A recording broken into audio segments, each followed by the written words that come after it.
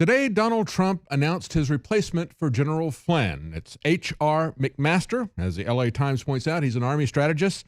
He's the new National Security Advisor.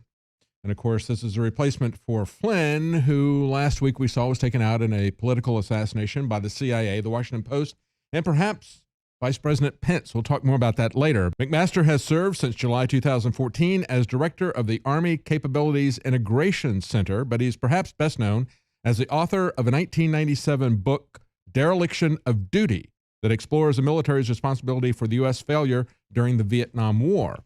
And as we look at this and the descriptions of this, I think it may give us an interesting insight into the man and what his role in the Trump administration may be. Of course, the subtitle to this book, Dereliction of Duty, is Lyndon Johnson, Robert McNamara, the Joint Chiefs of Staff, and the Lies That Led to Vietnam.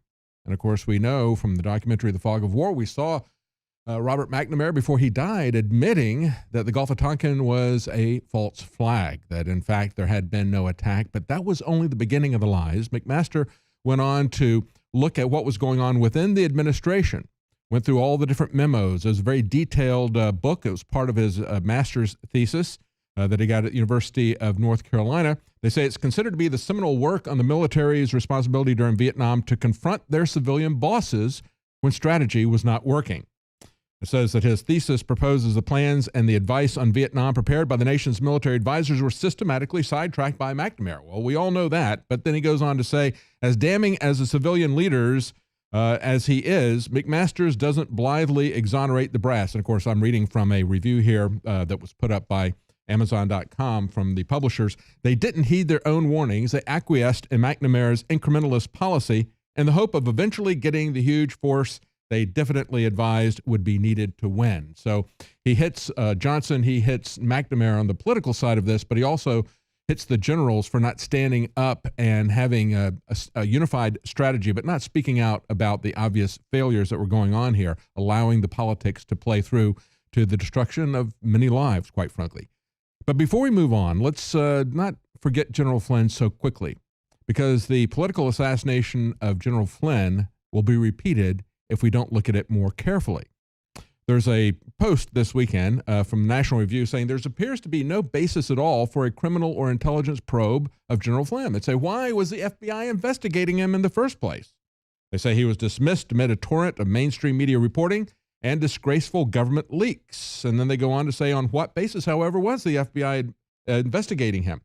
And they say to predicate an investigation under FBI guidelines, there must be good faith suspicion that A, a federal crime has been committed or is being committed, or B, there is a threat to American national security, or C, there's an opportunity to collect foreign intelligence relevant to a priority established by the executive branch. And they say sometimes these overlap, but they take a look at the last category.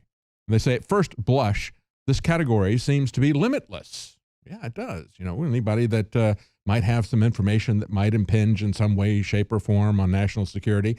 Unmooring government investigators from the constraints that normally confine their intrusions on our liberties, for example, snooping, search warrants, interrogations, to situations where there is no real reason to suspect unlawful or dangerous activity.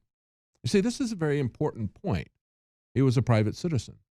And I hope that the lesson that is learned from this lynching, this political assassination, I hope Donald Trump learns a lesson from this. He needs to not only be careful of the dark state that set this up, but he also needs to take a look at this kind of security state that we have winked and nodded at in the name of national security that can do this type of thing, not only to General Flynn, but to each and every American, and to a president of the United States like Donald Trump eventually as well, if we don't stand for the rule of law, if we don't make them get search warrants, if we don't have to have a reason to investigate somebody, if they can do what we saw with Stalin, bring me the man, I'll find the crime. And that's precisely what happened.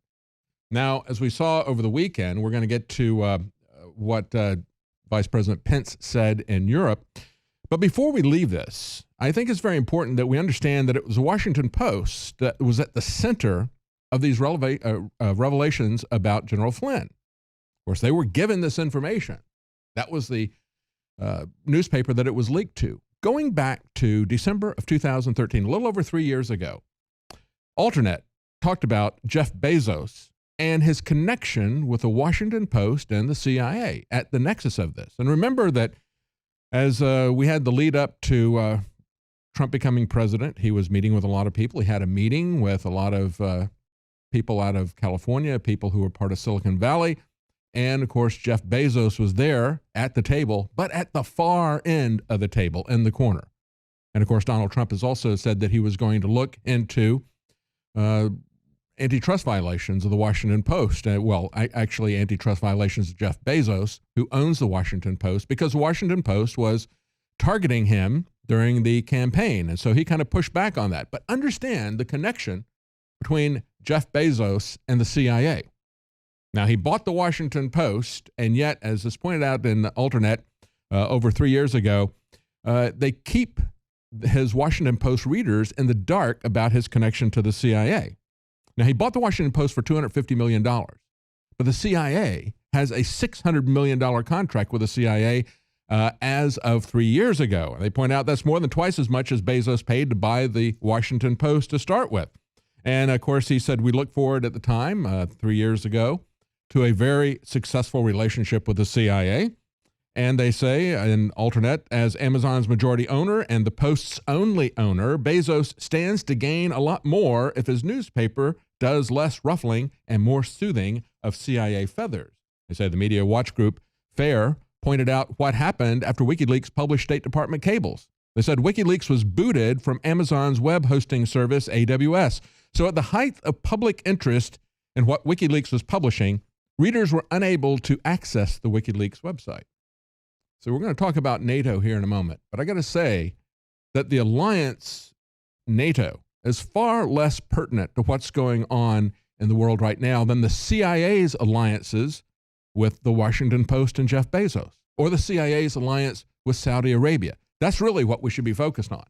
I think that Donald Trump was right when he said that NATO really is obsolete, but what is not obsolete is the dark, deep state that is represented by this nexus of the Washington Post and the CIA, Jeff Bezos.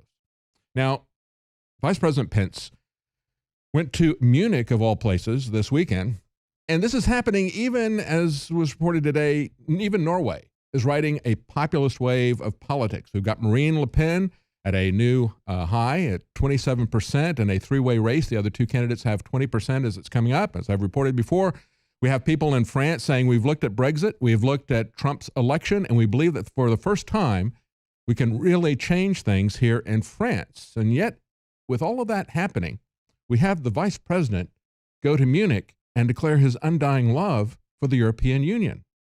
Strange thing indeed. And so we'll look at what he did on Saturday when he was at Munich, and then we're going to talk about what happened today in Brussels. So Saturday he goes to Munich, just like Neville Chamberlain went to meet with Adolf Hitler in Munich and sold out Czechoslovakia, the Sudetenland, and shortly after that it was invaded.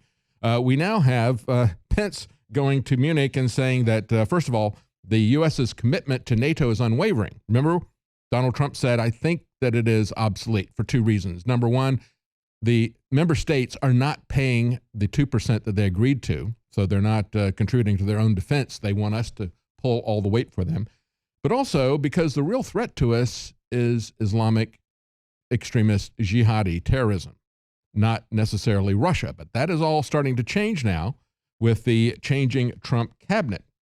Pence said, Europe's defense requires your commitment as much as ours. First, he talked about the fact that they weren't holding up their end economically. He said Germany, for instance, Europe's largest economy, now only spends 1.2% of its GDP on its military, not the 2% that is required by the NATO agreement. Okay, now he went on, if we look at this in context, we understand that the United States is spending 36% of all the military expenditures in the world. We're spending far more than the next 5 or 6 countries combined in terms of military expense, and yet Germany only spends 1.2% of its GDP.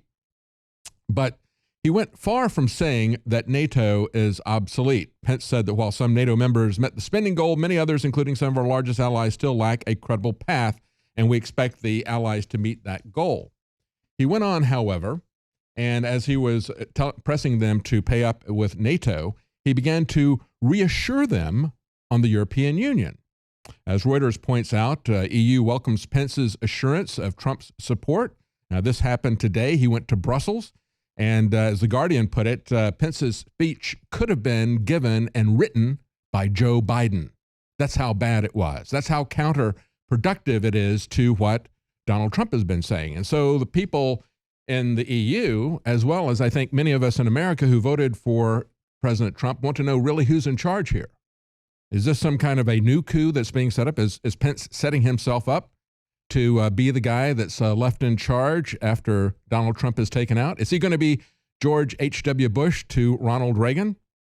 They say, this is Reuters, a month after Donald Trump caused alarm by renewing his endorsement of Brexit and suggesting that others may follow Britain out of the EU, Pence went with his hat in his hand to Brussels, saying that he had come to the home of the European Union with a message from the president of strong commitment to continue cooperation and partnership with the European Union. And immediately, Donald Tusk, who chairs the European Council of EU leaders, told reporters that Pence had given him affirmative actions to 3 questions on Trump's support. He supports the current system of international law, that he supports NATO, and that he supports, quote, the idea of a united Europe. EU officials said that they were encouraged by what they called Pence's clear assurances, including on U.S. backing for holding the European Union together after Brexit. See, it's not a misreading to say this. Everybody is saying, hey, look, he's saying that he wants to keep the European Union together. He doesn't want to see anybody else leave. That is not what we've heard from Trump. That is not what we need to see happen in terms of fighting globalism. And they say they'll watch closely to see how far Trump's actions match his deputy's words. One official said, we got everything we were looking for. I don't think American voters are getting what they were looking for with this kind of speech from Vice President Trump.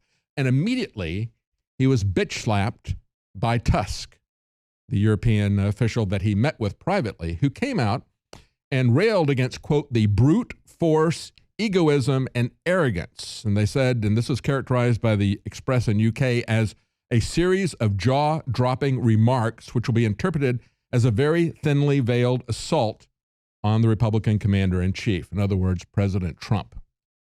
This is what you get when you try to rebuild bridges. This is what you get when you try to appease people like these globalists. And I think we need to understand and we need to stand by people like Ted Malloch. Now, Ted Malloch has not been named the EU ambassador, but he said that he would not be cowed down, and he said that President Trump would not be cowed down. He said that he had presided over the dissolution of the Soviet Union, and he thought that maybe there was another union that needed to be resolved at the time. And of course, he was talking about the European Union. Now he goes on to Breitbart and talks about how the Financial Times in the UK is attempting a political assassination against him. Of course, there have been those in the European Union who said that they wanted to hold a vote and tell Donald Trump that he could not have Ted Malloch as his EU ambassador. And Ted Malloch said, well, maybe you didn't realize that you don't have a say in this, that we had an election in America. See, that's the essence of American sovereignty. We get to pick our ambassadors. And at the time, many people said, look, we had ambassadors that we sent to Russia who did not agree with communism.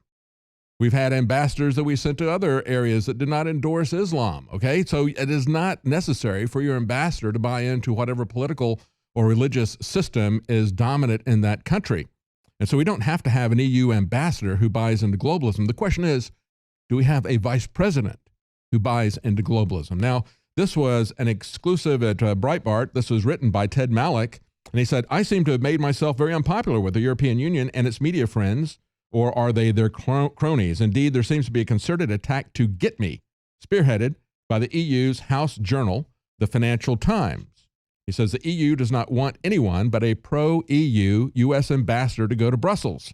This undemocratic institution wants to force the U.S. to keep things the way they were and deny President Trump his selection and to stop his views from being articulated there.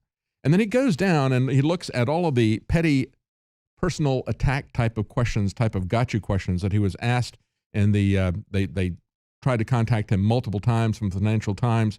And he looks at different things like, did you receive an Emmy Award? In other words, trying to go back and nitpick as to what he did. The video shows no statement by Margaret Thatcher calling you a genius or a global Sherpa, so forth and so on. So what they're trying to do is hit him with a character assassination. And we have to understand that just as we saw happen today in Brussels, 2 days after Pence goes to Munich and declares his undying support and love for NATO and the European Union, that if we try to make peace with the globalists, this is exactly what they're going to do.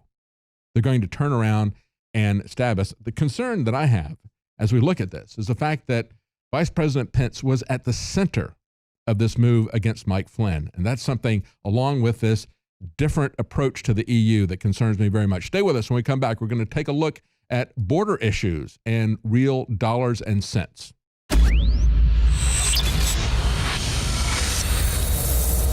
In case you haven't heard, InfoWars has become the most influential media outlet in America. We're making freedom go viral. And now we are proud to announce a new weapon in the epic battle against the globalists. InfoWars Prime, where you can watch live high-definition feeds of The Alex Jones Show, plus exclusive insider videos from the InfoWars crew and behind-the-scenes action. Go to Infowars.com/app and download today. InfoWars Prime is available right now for your iPhone or Android. You will have access to exclusive videos that you can't see anywhere else. And that means live coverage of events and breaking news on location as it happens. You can also take advantage of amazing deals from the InfoWars store that are only available for InfoWars Prime subscribers. That's InfoWars Prime at Infowars.com/app. And if you can hear my voice, you are the resistance.